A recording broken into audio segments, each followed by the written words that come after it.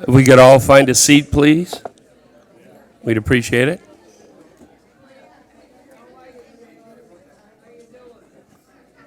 So we can get our meeting underway. Again, Russell, if you do roll call, please. Absolutely, Mayor. Mayor McKay, Here. Vice Mayor Jablonski, Here. Councilmember Fisickelli, Councilmember Hartman, Here. and Councilmember Schroeder. There's a quorum, Mayor. All right. Can we possibly get a motion to excuse? I'll make a motion to excuse Freddie and Dee for this evening's meeting. Second. Okay. Would you please call the question? Councilmember Hartman, Here? Yes. Vice Mayor Jablonski, Yes. Mayor McKay. Yes. Motion If passed. we could please stand for the Pledge of Allegiance. Thank you.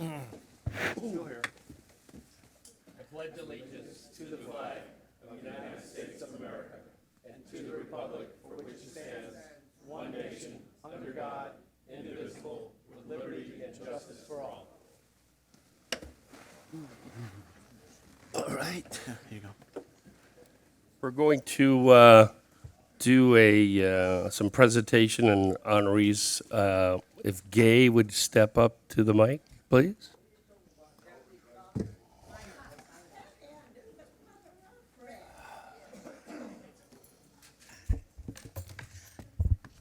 Tonight, the Historical Society would like to make presentations to 5 recipients that we decided had done a great service to this town, and all 5 have moved out of the town and into a new adventure. So I had asked all of the council members to please make the presentation to individual recipients. So at this time, number one, I'd like to wish them all the best on their new adventure. And number two, to thank them for all their service that they did through the years from the beginning of the town initially. So at this time, I'd like to turn it over to Russell. Thank you, Gay. You're welcome. So the first honoree, Mayor and Council, is Ken Sameta, and he will be presented by Vice Mayor Jablonski. Is that my cue? That's your cue, sir. Thank you, That's sir. your cue. Okay. Good evening, ladies and gentlemen. Thank you for coming, as always. And at this time, it is my honor and privilege to recognize Ken Sameta for his contributions to our town of Southwest Ranches. We are honoring several individuals who have contributed to what the town has become today, the best place to live and raise your family in South Florida. Ken is one of those persons who helped start our town and further helped to establish the town's standards for public places. Ken has served on 2 advisory boards and the Comprehensive Planning Board and the Rural Arts Board. For those of you not familiar with the various functions of these boards, the Comprehensive Planning Board deals with land use issues and standards and sets the criteria for the entire town. The Rural Arts Board sets the standards for our public places. Also, the Rural Arts Board actively seeks community involvement with projects such as the various seasonal contests put on by the town, and these are the brainchilds of that advisory board that Ken had chaired for many years. Ken has been extremely instrumental in helping set up these standards. As a professional graphic artist and professional photographer, he lent his expertise in numerous ways, from vision sessions on what we want the town to look and feel like many years from now to what color do we paint this sign. Literally. He got into the nuts and bolts of it. None of this, of course, was done in a vacuum. Ken and his family helped us successfully bring about incorporation by attending numerous meetings, fundraising events back in the 90s and at the turn of the century. His influence on our style and sense of place will be with us for decades. For all of this, we say thank you with our deepest appreciation and heartfelt thanks. Our town would not be what it is today if not for dedicated persons like Ken Sameta and his family. Thank you all for being here today.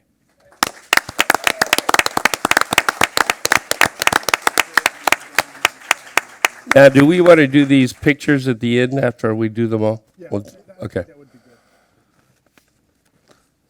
good. All right. Mayor, the next honoree is Melissa Gleisner, and she's going to be presented by Andy Burns on behalf of the council, on behalf of Councilmember Fisickelli. Yeah, thank you. Melissa, thank you for being here tonight. I know Freddie Fisichella was looking forward to doing this, but unfortunately he's under the weather and was not able to join us. So I do have his notes. He wanted to thank you for all the years that you have devoted and supported the town with your involvement, and extend our gratitude and sincere appreciation of all the years that you gave to the town, which was able to benefit from your service as chair of the School's Education and Advisory Board. As a longtime resident, dedicated, and volunteered many hours of service, it is with great pleasure that we acknowledge you and would like you to know how we appreciate all the years that you have committed to this community to help the youth in our town. We want to wish you lots of luck and happiness in your new home with your family, and thank you for selflessly volunteering. You help make the town a special place.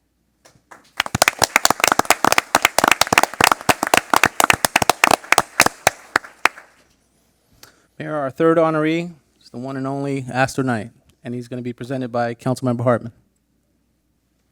Please join me in honoring Astor Knight for his dedication and service to the town of Southwest Ranches.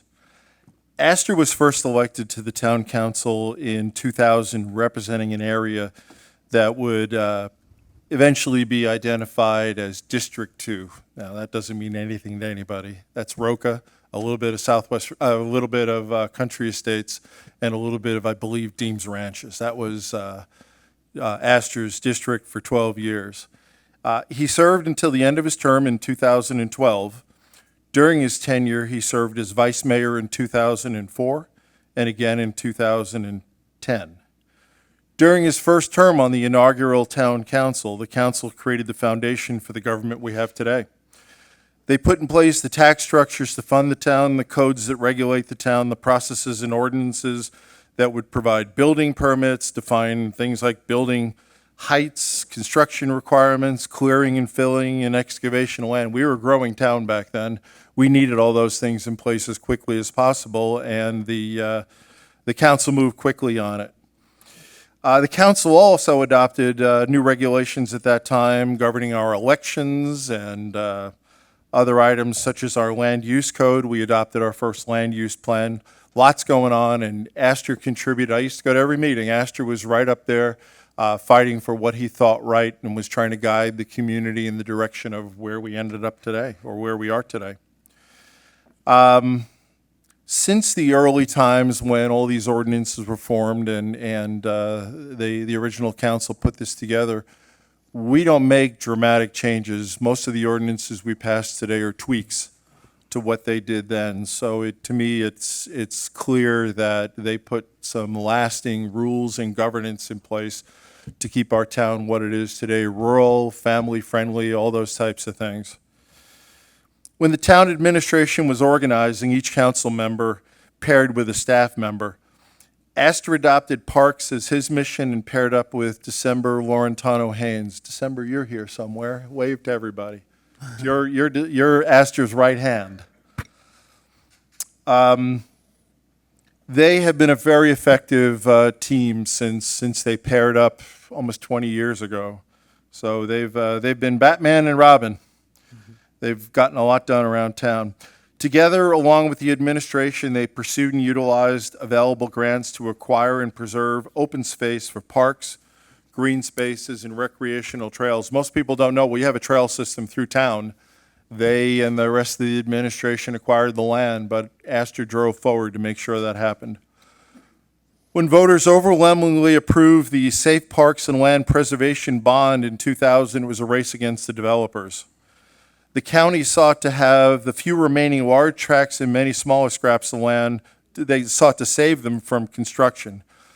Because of the Parks Bond, Broward County slightly exceeded its goal of having about 3 acres of parkland for every 1,000 residents in the county.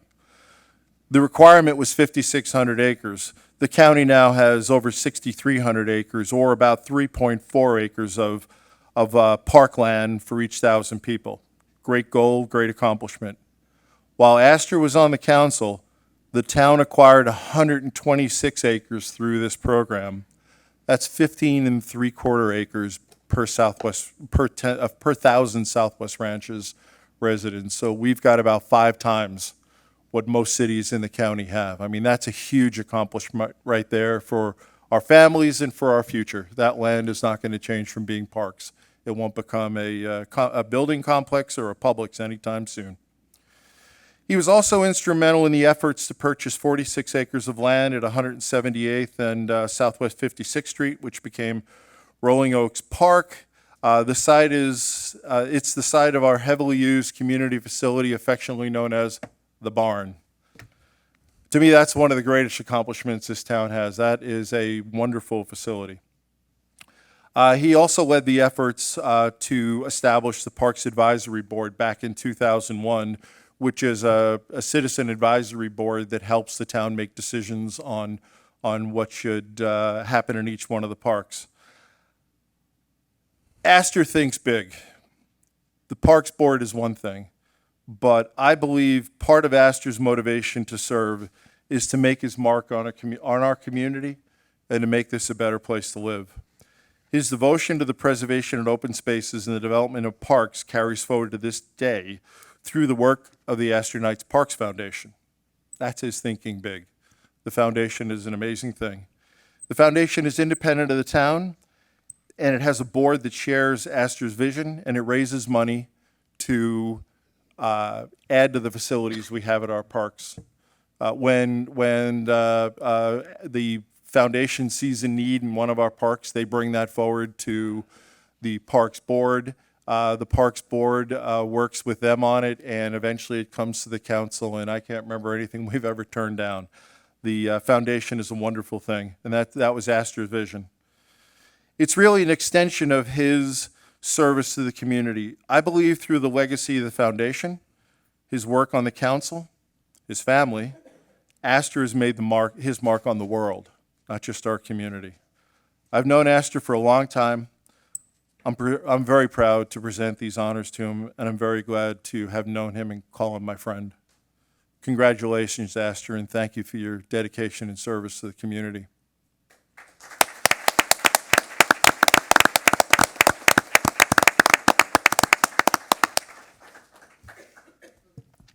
Mayor, our next honoree is Don Maines, and he will be presented by Mayor McKay. Awesome. Thank you, Don, for coming. Thank all your other honorees for showing up, and we greatly appreciate it. Don Maines lived in Southwest Ranches for 23-plus years. He was a council member from 2002 to 2009. He was vice mayor from 2006 to 2007. He lived here, time to keep lead with the way he became a town. He was part of helping make the town incorporated. So he was the president of the Broward Addiction and Recovery Center for 28 years, helped start the Broward County Drug Court, president of the Scout, what is that one? South Florida Trail Riders, developed the trail systems in the town of Southwest Ranches, and he continues to do so because I call on him periodically for some assistance.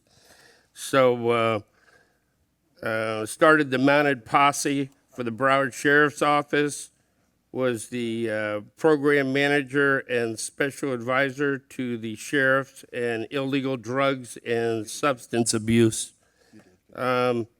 Started the community response team for the county drugs and the synthetic drugs in Broward County.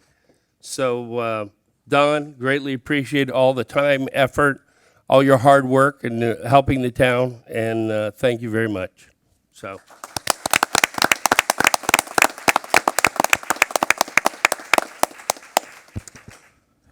Mayor, our fifth and final honoree is Juanita Romance. Unfortunately, she could not be here this evening as Councilmember Schroeder was going to present her, and unfortunately, she also could not be here tonight. So, Who's anybody reading on that? Her no, I behalf, think or not? we may. I don't know if we would like to do this at a future meeting, but we won't do this tonight. Okay. All right. We'll do that at a future meeting. All right. So let's go down front. We'll, All of the recipients come up front and get a picture of them, and then have the council come down. yep, we're coming down. Could I please ask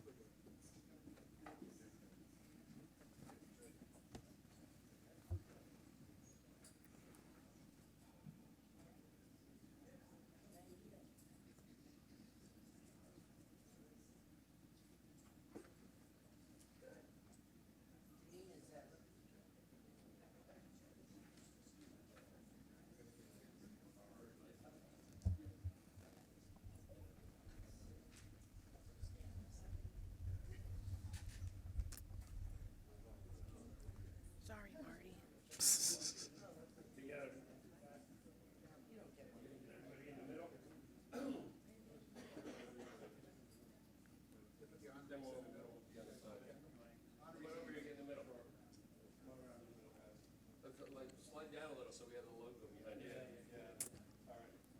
Come on down. All right, Esther, maybe you can come there you go. Come up against Gary. Turn sideways. Stand straight. Don, face in a little bit. Melissa, you as well, just turn a little bit. There you go.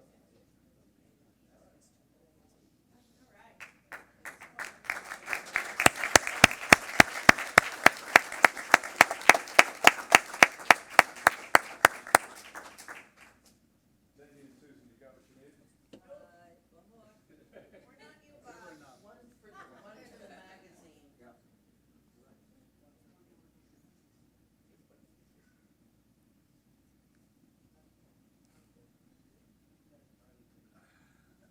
Are we good? Thank you, folks. Now we're going to give everybody an opportunity, all the honorees, to say something if they'd like. So, all right? So, Let me bring the podium back. okay. Thanks. Don, try to limit it to about 10 to 15.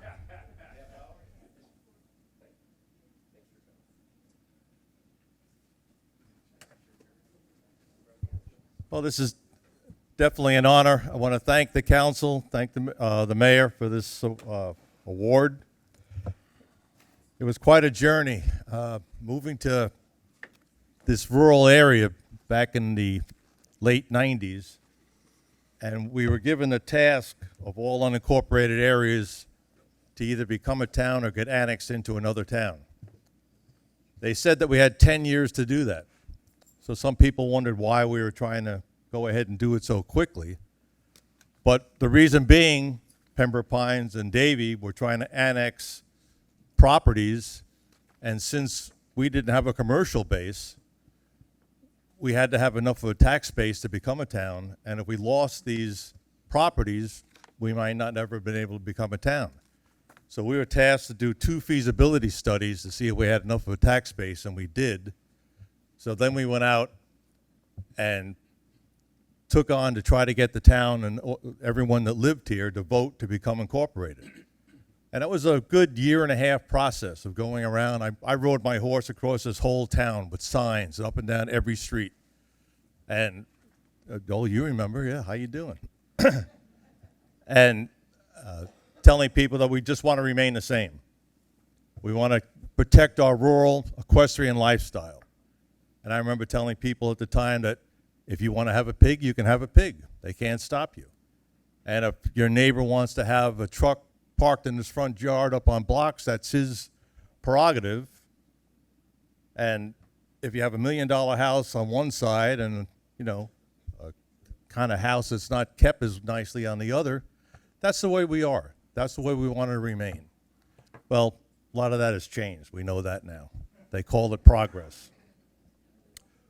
One thing when we became a council, and you know, in the beginning, Astor, Johnny Dollar, myself, Ken Cimetta, we all lived in Rolling Oaks, and we were all on the Rolling Oaks Civic Association, and that was the beginning, the start of the body that, you know, started forming this town. I remember at least 3 times a week meetings at Johnny Dollar's house, and every morning for a year. 9 o'clock in the morning, I got the call from Johnny Dollar, and it was to strategize what we were doing for that day and what we were planning. Parades. Everybody was given a job. Mine was to put together and organize parades, which we started right over here off Hancock, and because Ken Jennings was a friend of mine, and we wanted Ken Jennings on a horse, but Ken Jennings didn't know how to ride. So we had a saddle made up for Ken Jennings, and then put 2 of BSO's finest on either side of him to push him back up so he didn't fall off the side of the horse. But that was our first parades and celebrating wanting to become a town. And then after we did and we voted and the approval rate came in, then we had the vote to name the town. And that's where the name of Southwest Ranches came in. As I said, a lot of things have changed. I'm still the only one in here with a cowboy hat. But we had, the council at the time had said that we would never wear a suit on the dais, and it would be hats jeans and boots. I kind of miss that, but I still say that I will always wear my hat and my boots in Southwest Ranches. I have since moved. I'm up in, they call it God country now, up in Umatilla with my wife. But, Southwest Ranches will always be a part of my whole journey through life. It was a great, this right here, when they were building this building, we had benches. This was just a bare room here. It wasn't even finished yet. And we had some of the early meetings right here. And what people don't realize, I don't even think all the council realizes it, but right down the hallway there where their offices are, that's where they held AA meetings. And that was right here in this church. But I just want to thank everyone, and I just told the council, I live 4 hours away, but I'm willing to come back anytime you want to give me an award, so. Thank you.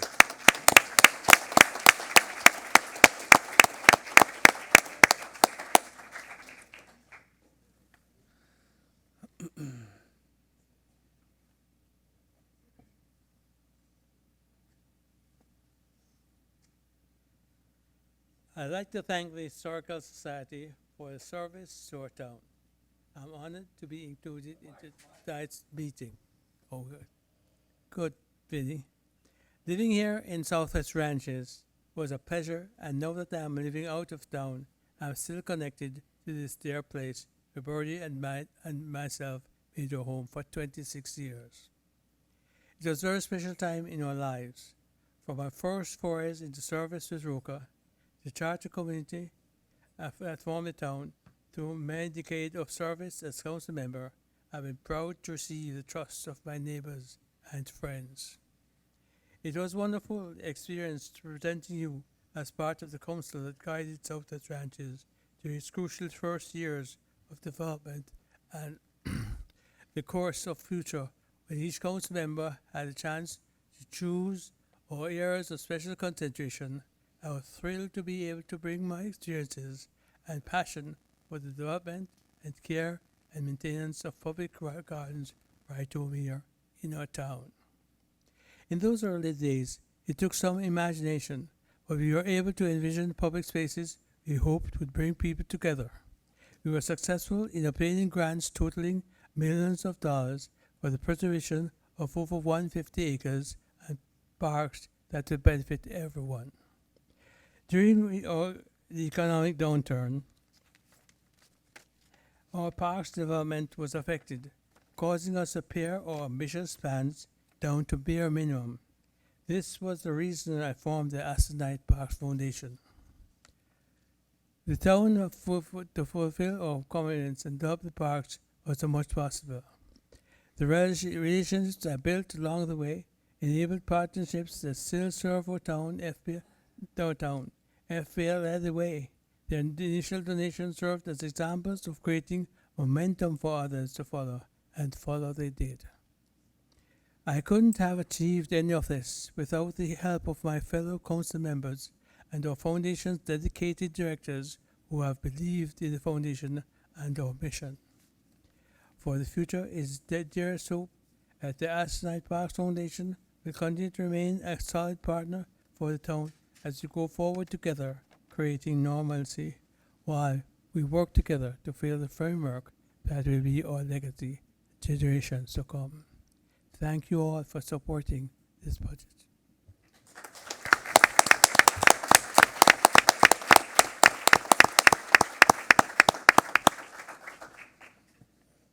Hesitated to come up here because I made a 40-page speech and I left it at home.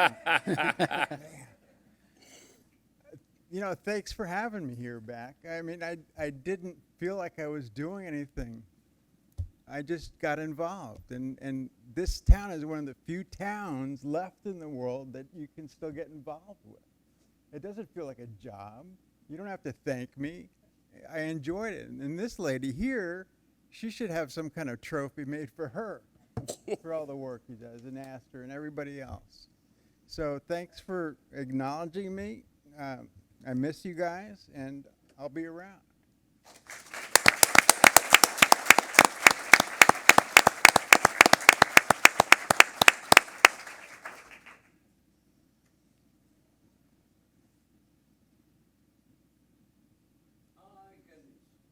Hey, how are you?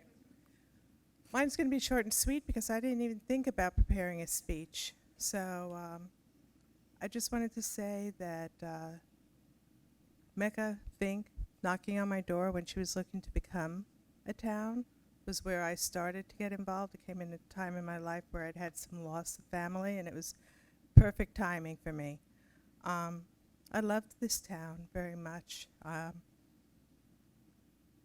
The education board's always been close to my heart. My father taught me that fighting for children was the most important thing. Kids don't get to vote, so if the adults don't speak up for them, nobody's there to do it. So I always took that to heart, and anyone who knows me knows children, schools, and education has always been where my heart is. When I stopped being active in the ed board, I started substituting every day at West Broward High School.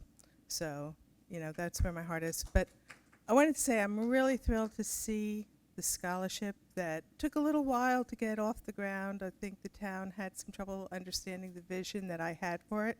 Love to see how it's grown and how many children have benefited from it in the town, and that knowing that it continues warms my heart and makes me feel really good. And thank you for the recognition. Thank you for the award. I really appreciate it. Tomorrow night I leave, and yeah, exciting things. Time for me to be a grandmother. So, thank you.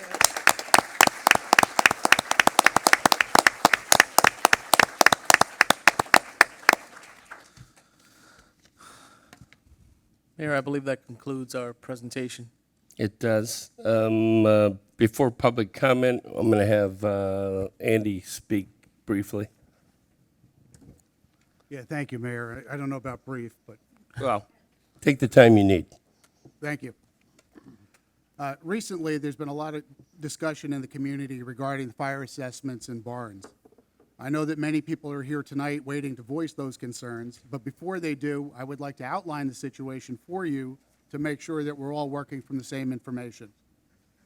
To begin, none of us like where we find ourselves tonight. The fire assessments in question apply only to commercial agricultural operations, only those people who have an ag designation on their property.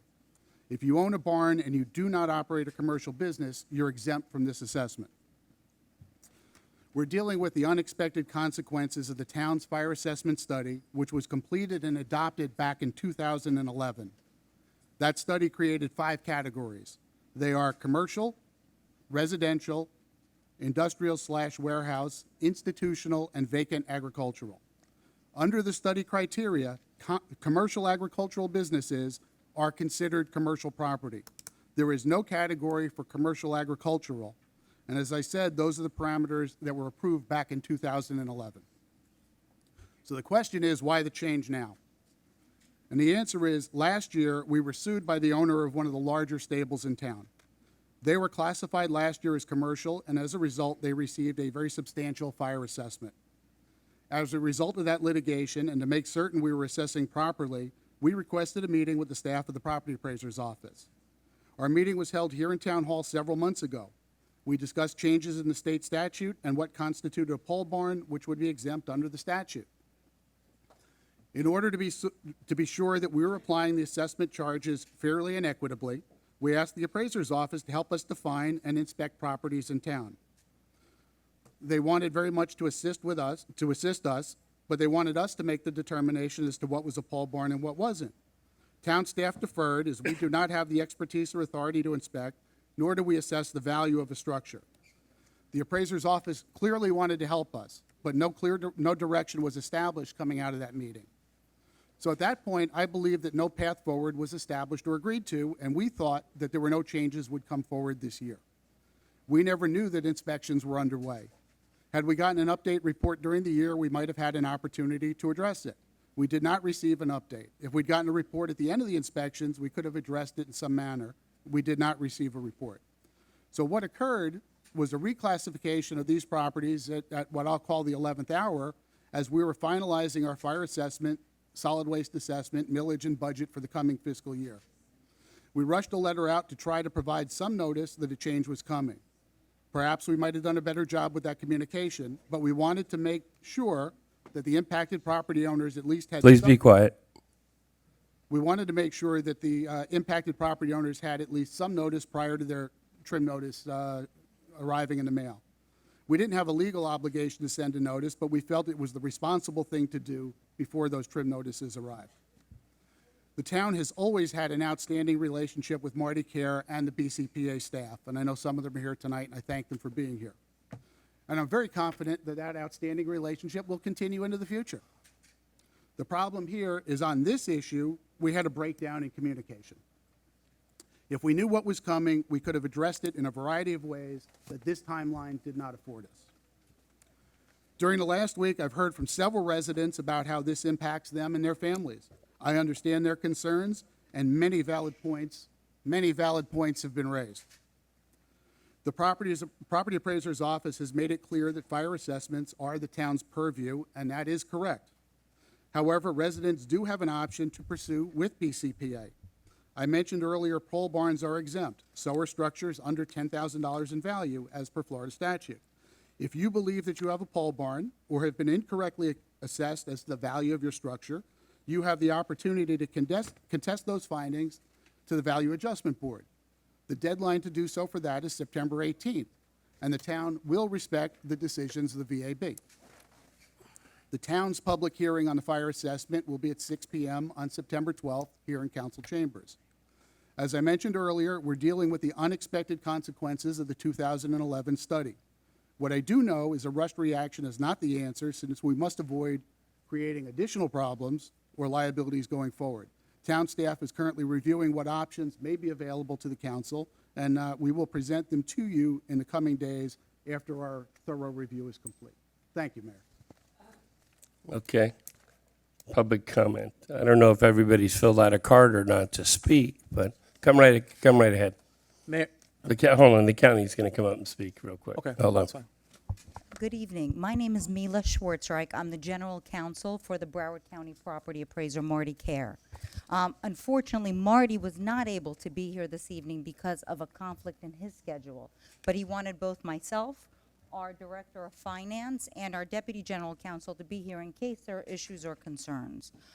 Andy, I listened to what you have to say, and I agree with much of what you said, because we, the property appraiser, really did want to work and help the town and went out of our way to do that. What I don't agree with is that there was a breakdown in communication between our agency and the town. We have always respected your authority and your right for any fire assessments, and we went out of our way to try and help the town, because the town didn't have the staff to go out to all of those agricultural properties in order to determine if their structures were over $10,000 or under $10,000. That has no factor into the assessment for ad valorem property taxes, which is what the property appraiser's office does. When you see, even on our website, a property record card, you see a land value, you see a building value, and then you see a total value. For our purposes, whether there is a residential structure and a barn or other non-residential structures, we don't separate those. We have one value, and that's how we maintain our records. Really, that's how every property appraiser in the state maintains their records. What our agency did was try to help the town by giving you information about which one would be over $10,000 or under $10,000 for the fire fee. That fire fee is completely not within the authority, control, or power of the property appraiser. Property appraiser has no legal right to assess a fee. So once we've provided you the information about what structure is over $10,000 or under $10,000, whether the town decides to assess a fire fee and what the fire fee is, the amount of it, again, is completely outside the control of the Broward County Property Appraiser's Office. So we appreciate your abilities and your rights to assess fees, and clearly that's something that the townspeople will have to address with you. But as far as the property appraiser's office, we did everything we could to help you, went out of our way, and we did. And as I'm sure you understand and we understand, we will always have an excellent relationship with the town council, with the staff, and with the people of Southwest Ranches, and we would help you each and every time we could. So thank you. Appreciate it. Thank you.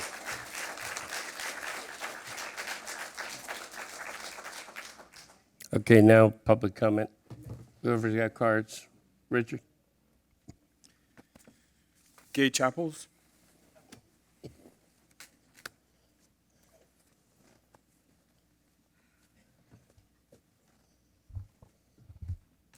Okay. This fire assessment was done, I've been here 60 years. Trust me, I haven't missed many of these things. It was done back in 2011. The only one that voted against it was the mayor. At the time, we had Jablonski, Bright Cruz, Nelson, and Freddie Fisichella and Doug McKay. I have the whole thing. I pulled it up. I read it. Okay. Here's the bottom line. We need, and it was requested of this council, another fire assessment. Now, so the public understands, and I've tried to do my homework, and if I'm wrong, please correct me. What it is the council gives direction to the company that you hire to do the fire assessment. Now, if we were a city like Pines or like Davie or even Weston, they have a lot of commercial property. They have Publix, they have Lowe's, they have Home Depot. They can all be taxed for fire at $1 a square foot. Now, all this town has is large homes, small homes, farms, and we are definitely against anything that even resembles commercial. So, who's left to be commercial? Agricultural. And guess what? We're judged on the fact that we have agricultural exemption. When you have agricultural exemption, the county says that you are a business. You have to be a business in order to qualify. That does not mean that you have to have 500 head of cattle running on your property. It means that you are making an effort to grow a product or have a product that you can sell. With that said, now the council is left with, we're the only game in town, folks. Ag is the commercial that you have. That's not right. There's a lot of issues with the way you need to look at this. Since we have nobody to charge it for, a fair way of doing it would be to take and equally spread it out. Now, I was surprised to find out I have 2 tracks. I thought I just had one. I never challenged mine. And I don't think 90% of the public has ever looked at their prices. They just sign the check and mail it in. And that's what my husband's been doing. Well, the bottom line is I was shocked to find out I'm paying 2 fire because I have 2 tracks. I have my house and then I have a barn on another track. So I'm paying $540 per track. We get a lot of people. Can I? So Oh, okay. Thank you very much. thanks. Kathy Cox.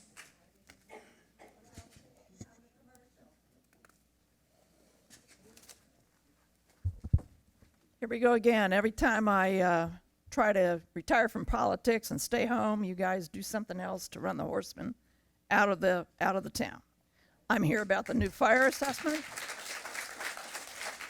I pay about $550 for the fire assessment on my house. The town now wants me to pay an additional $1,100 for a 6-stall barn on just over an acre of agricultural land. That will triple my fire assessment. Forget about the taxes. I'm being assessed the same fire fee, 39 cents a square foot, as Publix and Lowe's. How is my barn similar to Lowe's or Publix for fire assessment fees? I don't store flammable materials. I don't have a large number of people coming and going. I don't have a huge parking lot. And my horses don't smoke, play with matches, or shoot fireworks. How does my little mom and pop operation get lumped in with the big guys? And why does someone who has the same barn on residential property pay nothing? Nothing. Their barn is just as likely to get struck by lightning as mine. When the town did their fire study in 2011, they as Andy said, had 5 categories. And one of them was vacant / agricultural land. The amount of resources that number of calls that were generated for fire was 4% for agriculture and 25% for the commercial. The amount of resources that were committed for agricultural land, like barns, was 6%, and the commercial properties was 15%. That was all then divided up, and the agricultural property obviously needed to pay less because it generated a lot less costs for fire protection. Now you're lumping my little agricultural business into the Publix and Lowe's of the world. The state statute, when it was changed, said on 107.01, said that a municipality may charge a fire fee on a building that is on an agricultural land. It doesn't say you have to. And you don't have to. You certainly don't have to do it now. I would suggest that you reconsider your vote from the last council meeting, which by Robert's Rules of Order you are permitted to do. One person from the prevailing side, which is any one of the 3 of you, since it was unanimous, can say, let's reconsider. And then someone needs to second it for discussion. You can discuss it and you can rescind it. I think it's time to rescind the resolution from last time, get a new fire assessment study in which you take this issue under consideration. Do your due diligence and spend some time considering how it's going to affect us and how best.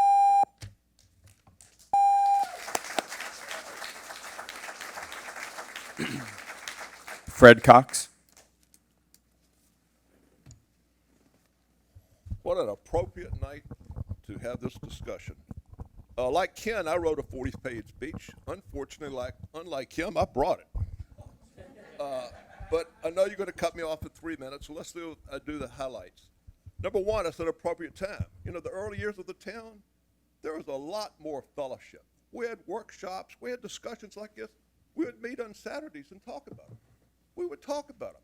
No, we wouldn't all win. You know, Mary Gay and I might have a different viewpoint. Vinny and I oftentimes agreed. Doug and I oftentimes disagreed. But we had a conversation. So let's start. I invited Suzanne Bryan to come tonight. So the headline could read tomorrow, Southwest Ranches takes money from the poor and middle class and gives it to rich corporations. Or the headline could be, all is well in Southwest Ranches, which means we're not being in the paper. I'm here to speak against Resolution 2019-048, passed last meeting. Number one, I realize that you have the legal power to do this. I'm not here to threaten a lawsuit, so please don't tear down my barn. Don't show up with police officers and a 9-foot chain link fence to put up on my property because I disagree with you. I'm protesting what's an unfair and unjust fire assessment fee, and quite frankly, it's an unethical tax. Now, real interesting, I didn't know about this till last week in the letter. But according to our very good friends at the Broward County Property Appraisers, this town started this December the 7th of 2018. And a letter from, or email from Keith Polikoff to Broward County Appraisers. Then they followed up on December the 10th with a list of proposed, let me get my number, 187 properties. So for 233 days, y'all have known about this, you've discussed this, you've talked about it, you're shaking your head, no, but someone did, Andy. 233 days. I found out last week. Broward County Property Appraiser reported back to you on July the 3rd, 2019. This is all public information records. Did y'all rush out and tell us? No, no, no. The town told me they were too busy. We're too busy. We can't put it into Wagler. We can't send you a letter. We can't communicate to you. We're just too busy. We don't have time. And here's the corker. I'm going to run out of town. My new fee is $1,114 more. Not going to the firemen. It's going to Lowe's and Publix. Real quick, Lowe's made profit $22 billion last year. Publix made $2 billion last year. I need my $1,140 more than they do. I'll send you the rest of my speech later. David Kaczynski. David Kaczynski, 6411 Holly G Trail. I'm coming to speak to you on behalf of Sunshine Ranches Homeowners Association in part. Keep Mr. Bob Parker in your thoughts. He had surgery recently and he's having some tough times. So I'd like to ask everybody to keep him in your thoughts. Second, during 2 weeks ago, the meeting, there was a discussion item, number 12, it had to do with, I got the wrong agenda in front of me, hold on. Discussion item 13, request for direction on US 27 Employment Center permitted uses. A lot of us in the audience wanted to make public comment on this, and Mr. Mayor, you didn't allow us any public comment. We feel that we take our time to be here. We should be able to have our voices heard. So in the future, I would ask you to open up public comment for something like this. Lastly, during our last homeowners association meeting, we had a quorum present, and we approved $1,000 from Sunshine Ranches Homeowners Association to go to the Southwest Ranches Scholarship Fund. So we're helping out with our kids. Thank you.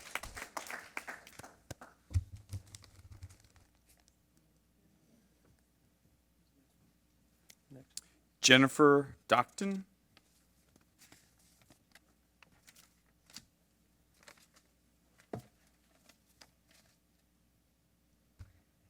All right. First of all, I'd like to thank our emergency services, Davie Police, and our firefighters, and also the Broward County property appraisers for coming out and clearing up this mess. We need to do something about this. This is a discrimination directly against ag. You all are voted in by us to represent us. I don't think there's any of you on the board that have ag or have anything to do with ag. It's going to make a big difference. Well, Freddie, yes. It's going to make a big difference come our next voting session about who represents us. Our current old 50-year-old barn has gone up $800 because of this fire assessment fee.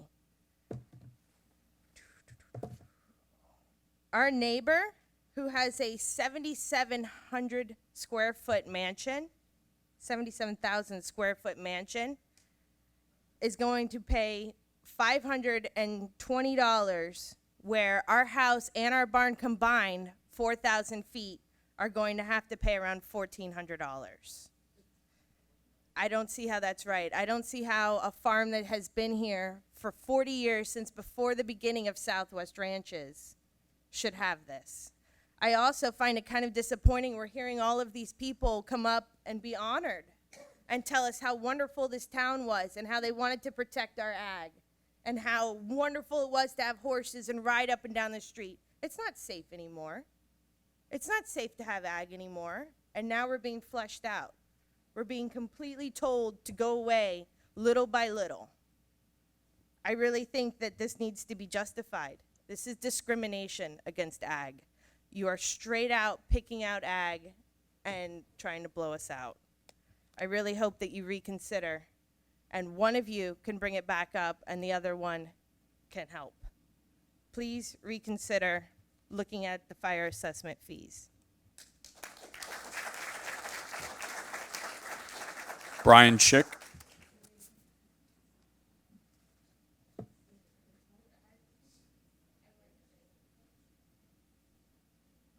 Along with Jennifer, we own a farm together, and you guys are supposed to preserve our rural lifestyle, and it just doesn't seem like you're doing that. You know, like she said, we have a neighbor with a mansion, and I'm going to pay triple the fire assessment against his property, and I just don't understand. I would ask the board to reconsider this. It just seems like you're squeezing the farmer out. I don't understand. It says right there, preserving our rural lifestyle, and it It doesn't seem like you are. It doesn't seem right. I don't understand. Is it like, do you just want to get rid of ag? Is it just a sham? It seems like it's a sham scam to get money from the farmers. I mean, I've lived in a condo building. I understand assessments. I understand you're allowed to do it legally. But how can you discriminate against ag? I just don't understand. It's like you want to say, okay, you guys are saving so much money in taxes, we're going to get our money this way. We're going to get it from the fire assessment. And it just doesn't seem right. It seems like a complete scam. I would ask the board to reconsider. That's it.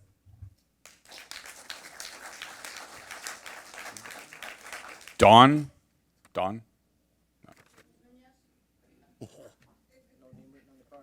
Hi, I'm new to politics, but I guess I won't be for long. My name's Dawn Chapels Nunez, 5901 Southwest 160th Avenue. Hawks Bluff Avenue is my happy home other than where I live across the street.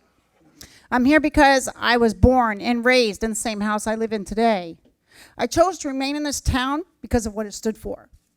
When I was ready to move out after college, my dad said, how about you stay here, add on to the existing house, and live here to take care of us until we pass. That same house my 105-year-old grandmother lived in and died in the house. My parents are 84 years old. My dad still works. You know my mother, obviously. She runs around the town. She pretends to be mayor, I think. I'm kidding. But she will fight for you. You might not like her. She might even piss the hell out of you. But she fights for what's right. And what's not right is this fire tax. I'm sorry. I cannot believe what I'm hearing. A friend of mine called and told me they want to charge her $5,000. She runs an equestrian park from her home. She's already working 6 days a week. She's raised her children. She still gives to this community, believes in this community, and you are pushing us out. I'm here because I want my parents to remain in their home and die in their home, just like my grandmother. And you are pushing us out. I'm on a teacher's salary. I retire hopefully in 10 years. And I will not be able to afford to support them if you keep taxing ag and trying to get rid of us. But we're going to fight. And you won't be where you're seated today if you keep making and pushing what this town is supposed to stand for. Town of Davies looking better than you, and that's sad. That's all the speakers we have, Mayor. Okay,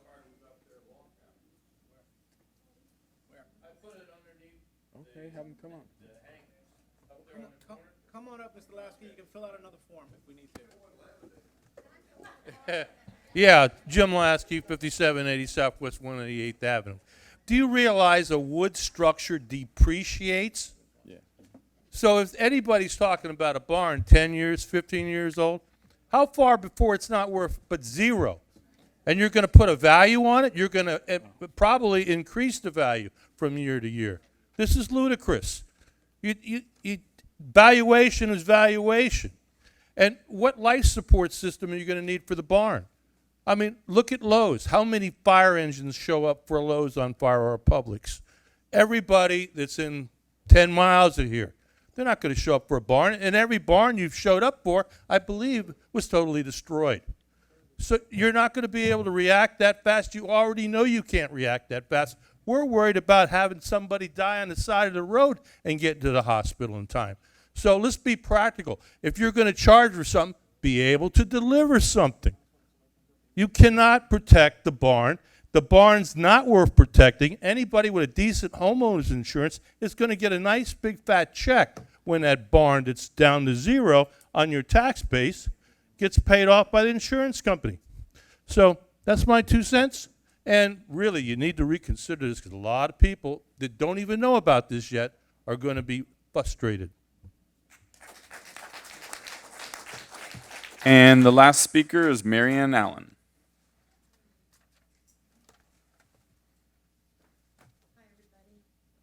I was late. I was rescuing 6 little baby duckies that were in my swimming pool, and they were hard to catch, okay? But I love this area, and I'm trying very hard to stay.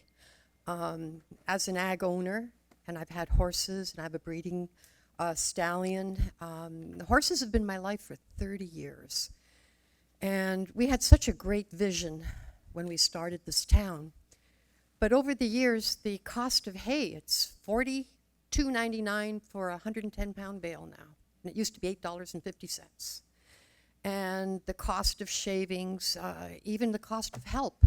I figured it out, and most people aren't making any money on a commercial boarding farm. But we do it because it's a passion and we love it. And we do have a profit motive, although few of us get to see it at the end of the year. And I did read an article by the Sun Sentinel that said, land for development is becoming very scarce in Southwest ranches. So where are the developers looking to get their next land to develop on? It's the horse properties. And as a community, I mean, how are we going to fix Washington if we can't even fix this town council? If we don't even have control over what goes on in our own town that we pay a lot of taxes for to live here?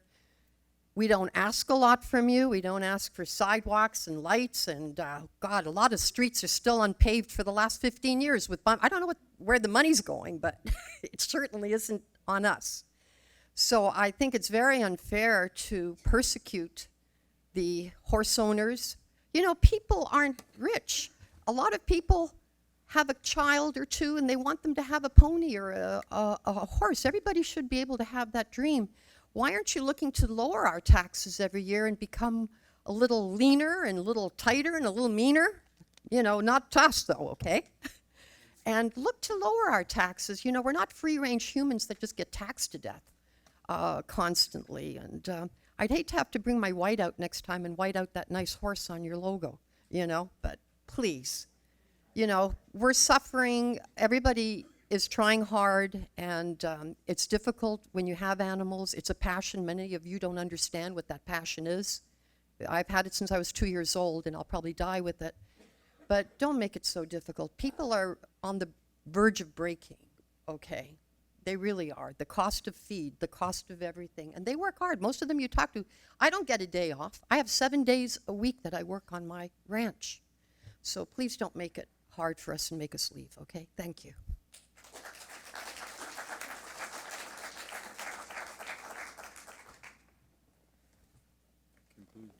That's all the speakers. That's all. Okay. Anybody want to respond to any of this or no?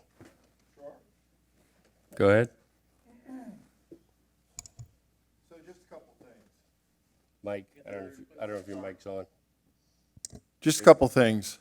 I wish Freddie were here because Freddie's been trying to protect the agricultural interests of our town as long as he's been sitting on the council. I can tell you some of his voting is exactly dead on to support our agricultural interests. He isn't the only one. I pay $32 a bag for feed over at Griff's. I pay, what is it up to now? $18 for a bale of the cheapest hay they got. So I get it. I got a passion for critters too. I mean, I'm out there twice a day taking care of what I got. So when everybody wants to sit here and tell me what it's like, I'm there with you. I feel your pain.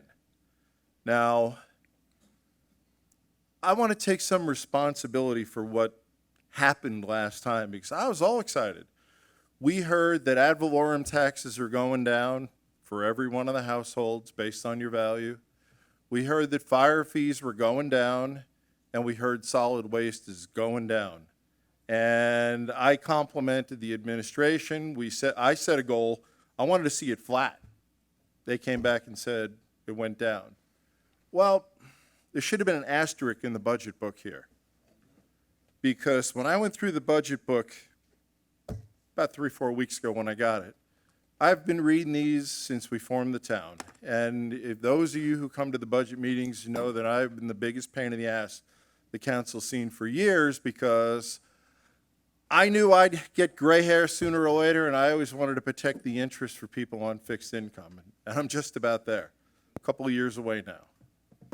So what I missed in the book here, and then a subsequent information we've been given later, is that if you turn to page 5, and I know nobody's got the book out, it talks about how each product category will receive a reduction of $20 on the fire fee per residential unit. Y'all got residential units for the most part. Then it goes on to basically say that there are winners and there are losers. And I never like to think about anything like that when it comes to our residents. That's Washington when they talk about winners and losers. But what it goes on to say here is that the winners are the commercial/agricultural structures that are properly assessed will get a tax reduction. Because the overall model that has been in place says that in the past, if you were commercial property, you paid 99 cents a square foot, I think, and it's being dropped to 39 cents a square foot. It's a nice tax reduction. But the asterisk that's missing in here, now I've been in the private sector most of my career. If you put out a budget and that asterisk were missing, somebody would be held accountable. And what that asterisk should say in here is there's 159 property owners here that have been reassessed. That the Publix, the Lowe's, those types of businesses are getting a reduction, and these people are going to shoulder the difference. Because I'm here to tell you, there's no difference in the fire fees we're collecting from a commercial category. And I'm going to make up a number. If it was $1 million, we're still collecting $1 million. I don't know the number off the top of my head.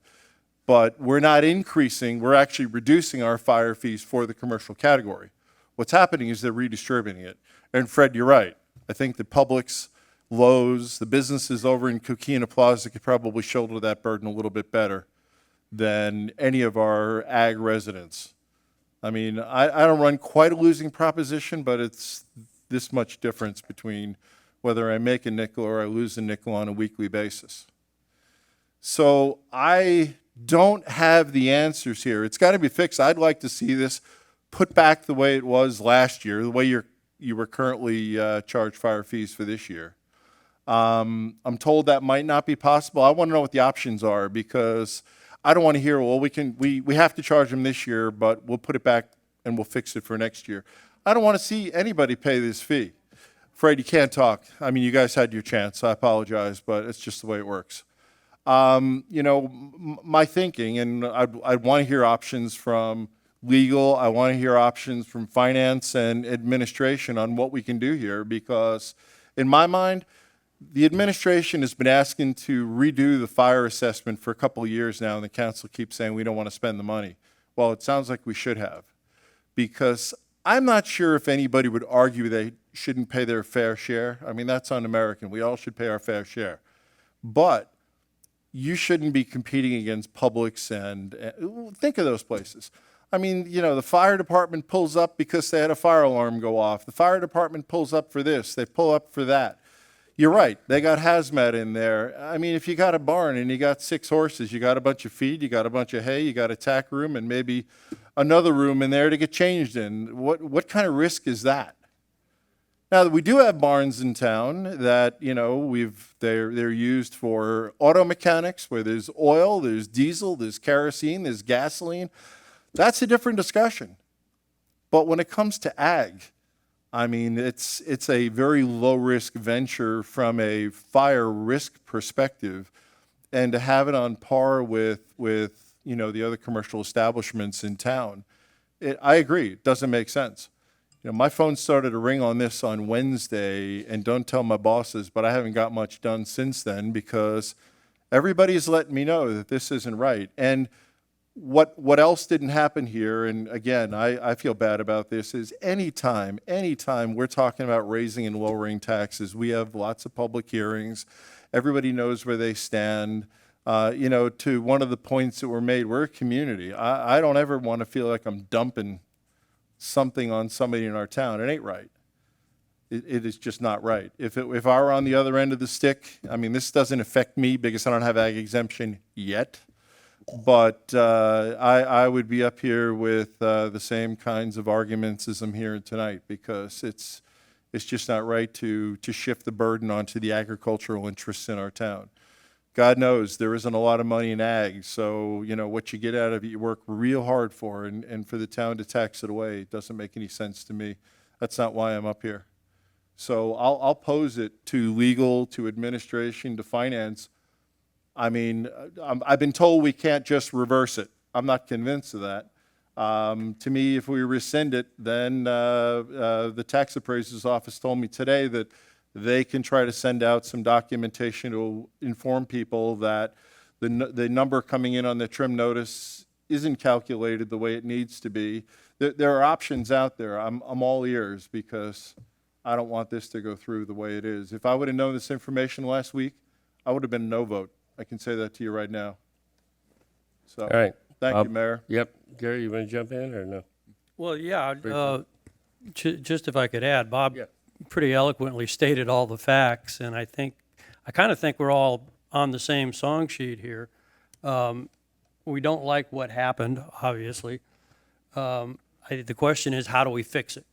And we have two things to consider with how do we fix it. One is how, and the other one is when.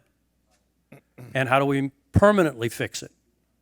Is there a temporary fix? Is there a permanent fix? Or are they synonymous? Are they the same fix? And I think that's what we need to discuss. I don't think we're going to solve that problem tonight. We don't have a full council, so I don't, if anybody has any expectations that that's going to happen tonight, I don't see that happening, but, I could be wrong. But I think we need to move forward and figuring out a solution as rapidly as possible. A reversal, if we can do it, a partial reversal, I don't know. I don't know what the options are yet. And I think that's the direction we need to move in. I agree. I think we're all on the same page here as far as getting this fixed. I can make a commitment and a promise to you all that we will be on this, stay on this till we have a fix. So whether we got to pull some money from somewhere else we can't fix it without a fire study. Let me tell you that. That's going to be a requirement because you have to have the backup to be able to move forward in that process. So I will tell you and make a commitment that as Mary Gay knows, I've been on this for a couple of years now, trying to fight this and figure out how to do it and not happy with where we're at by any means, but we're here and we need to get it fixed. And I've been complaining about it for a while, but now that it's gotten to this point, I think with the council and everybody, I think we can force it to get fixed. So I will make a commitment to you that we will stay on it. And unfortunately, the end of our year is the end of September. We're not on a regular December 31st calendar. But we do have some ways and options to try to make things happen. So with talking to legal, with talking to the county in whatever fashion we need to, we'll keep the door open and be on this like white on rice till we can get it fixed. So I think we're all on the same page. So we can make that commitment to you. I believe my colleagues that are up here with me tonight will agree with that statement. All we can tell you is we'll do what we can as quick as we can. All right? So we're not going to wait till next year for this to get fixed. Yeah, sorry, no rebuttal back and forth at this point. We had public comment. I just allowed us to use the input. We don't normally do it that way, but I wanted you all to hear our input after what you had to say. So I can tell you we're going to stay on it, come to the next meeting, whatever, but we will have more answers, I promise, by next meeting on where we're headed and what we're going to be doing to fix it. But we absolutely have to have a fire study to fix it. So the key to that is how we direct them on how we want it done.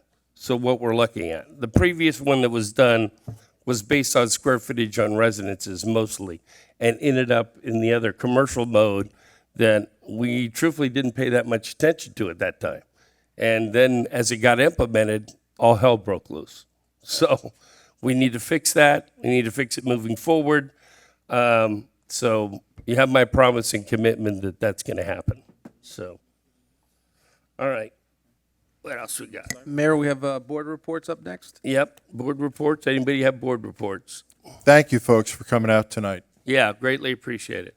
You're welcome to stay for the rest of the meeting. It's not going to be that long, I don't think, but And just to throw one more thing out, Doug, our ahead. next meeting where we will obviously be discussing this will be on August the 22nd. And then the first tax hearing is on September the 12th. Thank you. Okay. on the Historical Society, we would like to do these kind of presentations once a year, and we'd like some input from not only the council but the other boards, or even the HOAs, so that we can recognize people that have been very outgoing to the town and worked hard as volunteers. Sometimes volunteers go unnoticed. I mean, they're working behind the scenes and nobody knows them. And those are the people we want to recognize. So Hey, John. that's our goal. The next thing I would like to say is the Parks Board is having a meeting the 13th out at, which is Tuesday of next week, out at the fishing hole. Country Estates. Yeah, I know. Country Estates. I'm stuck with the fishing hole. I'm old. I don't adjust well. Anyway, we're going to have a meeting there, and we'd like everybody from that area to come to the meeting, and we'd like to brainstorm what we can do for a creative entranceway and see what it's going to run us and so on and so forth. My next request would be, there are a lot of people here tonight, and we need volunteers to sit on the Parks Board and possibly even the Drainage Board. I don't know. But I feel that we need more people getting involved. Just a few people are holding up basically the boards in the town. And that's not, it's not good for the town. You know, let Joe do it is not good. You need to get involved, and you need to at least sit on one board and participate. And I would request that everybody would try to sit on a board or come to the Astor Knight Foundation and join us there, or you can join the Historical Society. But right now, Parks Board is looking at helping to do a better job at working with the Fishing Hole Country Estates Park. So if you live in that area, it runs from Rolling Oaks west to 27. Please try to attend. We're going to do it at 6:30 so that it's light and everybody can kind of take a hard look at it.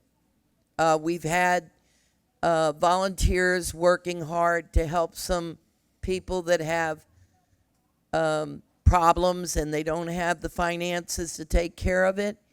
And I just want to thank those volunteers who have participated in it. As I said, a lot of people work under the radar. So we are a town that helps one another, and we've drifted away from it. We need to get back into that mode. Volunteers are what ran this town, basically. And we built the first town hall. And now we have a few hardworking volunteers.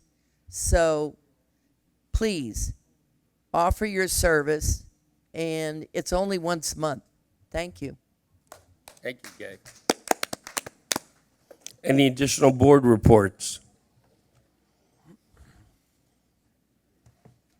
Seeing none.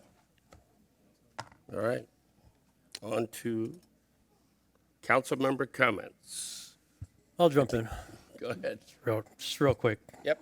I already thanked everybody, but thank you for hanging in there if you're still here. You get an A and a gold star, especially you, Nancy. So, just a few things to mention that's coming up. The Rural Arts Board has their photo contest that's coming up, concluding this month on the 15th.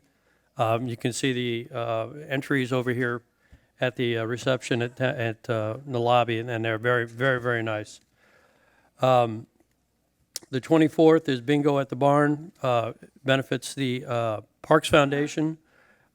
Tickets are available at Town Hall. They're available right now from December if you wanted to buy some. They're Monday through Thursday, 9 a.m. to 2 p.m. They're available. I believe it's $20. Is that correct, December? Yeah, $20. Barbara has them also. Barbara Lester. Yes, and Barbara will deliver along with a dozen eggs, but that's another story. Thank you. Okay. We have the Broward County Property Appraiser here at Town Hall, a very popular organization right now, on the 19th from 10:30 to 12. We have the Flowmobile, the next council meeting, which is the 22nd from 10 to 2. Just a reminder, everybody, if you need to use it, it's a fantastic service. On the 23rd, which is Friday, which is a week from tomorrow, the Hawks Bluff food truck event is 5 to 9. The Education Advisory Board will be there with, and it's always a lot of fun, especially to see all the kids. Just a reminder that Town Hall is going to be closed on the 2nd of September. That's in about 3 weeks for Labor Day. And we have hazmat at the barn on the 14th from 8 to 2, and it includes shredding and prescription drug drop-off. And that's all I've got, Mayor, for right now. All right. Bob, anything else? Oh, I think I've said my piece tonight. And you did a darn good job. You did. You did a really good job. Thank you. So you hit all the highlights and you made all the correct points, and I applaud you for that. You really did some research into what you were talking about. I And it have had a nonstop conversation now for 4 or 5 days from residents that are really concerned. And you know what? We're not up here for us. We're up here for them. Oh, no So, question. Yeah, absolutely. No question. You know. Thank Absolutely. you, Gary. Absolutely. All right. Well, I'm good. No goats. So, legal comments. No comments as of now. Thank you. Duck. Yeah. All right. Administrative comments. I think everybody's heard enough, but I'll be very, very brief, Mayor. As you all know, we won an Emerald Award from the county for the drainage project. And, Right over there. That we did over at Calusa Corner. And I just want to let you know that the award from the county came this week, and it's over here on display on the table. And on that note, thank you, Mayor. Awesome. All right. Resolution number 9, please, Russell. Yes, Mayor, this is a resolution of the Town Council of the Town of Southwest Ranches, Florida, approving a memorandum of understanding between the Town of Southwest Ranches and Broward County regarding a collaborative study and subsequent development of an integrated solid waste and recycling system, authorizing the mayor, town administrator, and town attorney to execute said agreement and providing an effective date. Motion to approve. Second. Any public comment on this matter? Where's Newell? Seeing none, public comment is closed. Call the question. Mayor, Well, Yep. Did you want Andy to offer an explanation to the public on what this is? Just. we're Yeah, go entering into a Go right memorandum ahead of if you understanding with want. the county. So just very briefly, just so they know what you're voting on. There had been an interlocal agreement between the county and 26 municipalities called the Resource Recovery Board, which expired back in 2012. And that dealt with solid waste, not the collection, but the disposal. That's gone away, and it's kind of been the wild, wild west with every municipality, the county, everybody's been on their own. What this says is that we realize that we as a community need to get together and discuss the future of solid waste. And all we're agreeing here is that it's in the best interest of the county and the municipalities for us to sit down together and try to come up with a long-term solution. It commits us to sitting down and being part of that process, nothing else, Mayor. Thank you. Okay. Doug, can I make a quick comment? Go right ahead. So for those of you who've been here a while, that Resource Recovery Board was nothing more than a giveaway to the trash industry. They gave away most of the waste management plant up in Pompano. They gave away the Wheelabrator plant that's over on 441, just south of 595. They gave that away to those companies. And they wondered why then those companies came back and charged us an arm and a leg for trash, because they could.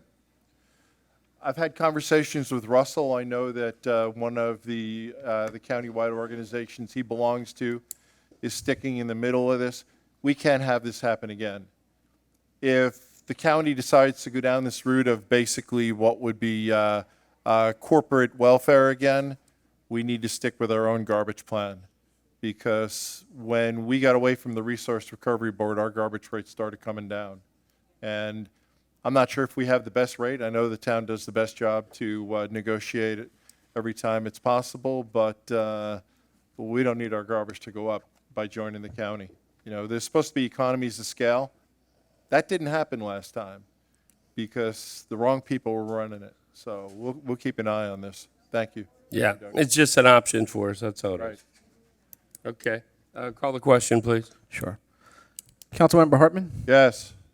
Vice Mayor Jablonski? Yes. Mayor McKay? Yes. Motion passes.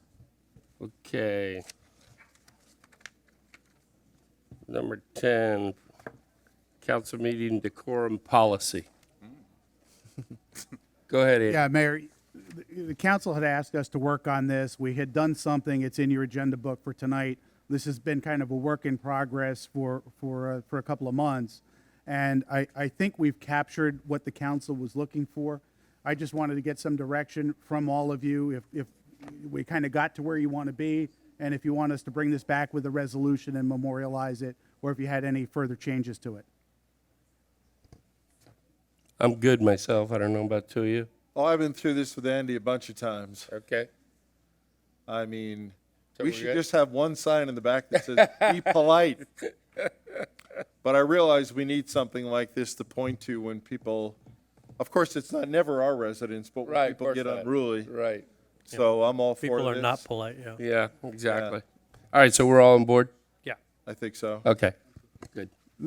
Mayor, Andy, would you mind if I just expand on that point a little bit? Go ahead. I think what we want to do is make sure the council adopts this formally through a resolution. So we'll Okay. bring this back at a future meeting with a resolution. We're good? So we don't need to make a motion now? No, he Okay. just wants to know. I think we just Give need us to a nod heads it up up. that he's going to bring it back that way. Good. All right, good. All right, approval of minutes, please. Russell, we had an amendment go in, is that correct? Yes, we had a slight correction to something that you said during the minutes of the June, I believe it was the 27th meeting related to fireworks. Right. It was incorrectly stated in the minutes that it was handguns or fire, Yeah, something. along Fireworks those got left Yeah, off. sorry about Sounds that. I don't like, have it you in know, front of we're me. shooting gallery out here. Right. Oh, Which So- we all know what the real Right. real world is on that one, but yeah, I just wanted to add the word fireworks into Okay. that. And I'll make a motion to amend as amended Okay. for both. Second. On both? Yeah. Okay. So we got a motion. Any public comments? We've had corrections before from you all. Any corrections? See none, public comment is closed. Back to us. Any other changes? We're good. All right, call the question. Councilmember Hartman? Yes. Vice Mayor Jablonski? Yes. Mayor McKay? Yes. Motion passes. All right. Motion to adjourn. I'll second.